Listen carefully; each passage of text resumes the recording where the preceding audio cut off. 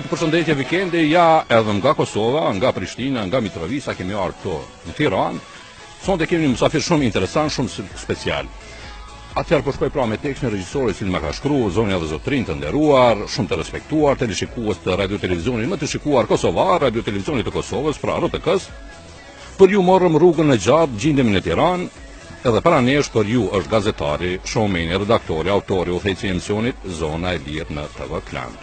Për të gjithë ju, do të hapim sekretin e suksesit të zonës së lirë, recetën, punën dhe gjitha të tjerat me dhe e rreth zonës së lirë.